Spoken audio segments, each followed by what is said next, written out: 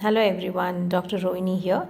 Today we are going to discuss about the muscles of the hand, which includes the thenar eminence, the muscles in the hypothenar eminence, and the middle of the hand you see a muscle, and other than that you see lumbricals and interossei, which includes the palmar and the dorsal interossei. So all these muscles are together, you can call them intrinsic muscles of the hand. So let's talk about thenar eminence. Where is thenar eminence? See, in my hand, if you look at, I have written T, that is thenar eminence. The other side towards the little finger is H. So there is the hypothenar eminence. So how do you remember this? So thenar eminence, you remember 3 muscles are present in this region, hypothenar 3. So you remember this mnemonic, one for all for one for hypothenar muscles.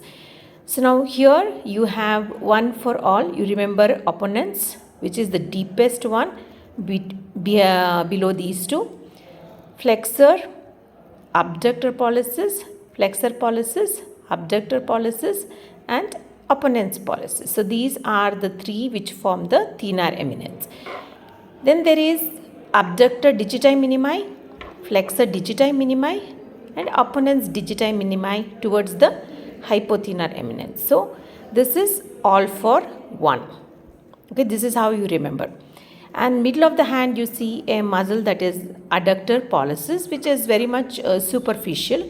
You can easily identify, which is transversely placed.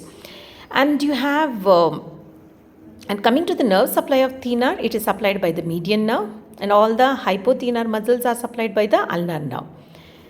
Then we come to the lumbricals. Lumbricals meaning is something like worm. So it is coming from the tendon of flexor digitorum profundus. So it originates from the tendon of flexor digitorum profundus.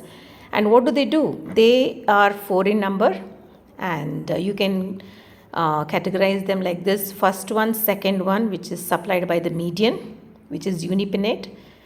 Third and fourth one is supplied by the ulnar, which is a bipinnate muscle. So third, fourth, bipinnate, first and second, unipinnate muscle fibers.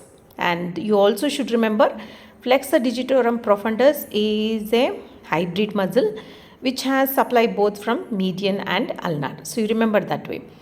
And what do? They flex at the MCP joint, that is metacarpophalangeal joint, and they extend at IP joint. What is that action? It's something like this. Okay, you are extending at interphalangeal joint and flexing at the MCP joint. So this is about the lumbricals. Okay, they are present in between the profundus tendons here in the middle region of the palm. Next, coming to the interossei, you have palmar and dorsal interossei. So palmar is here, dorsal is on the other side.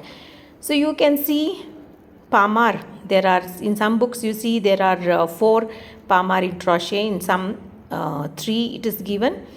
So let's consider 4 palmar, dorsal 4, and what do? They do PAD, that is abduction of at the fingers.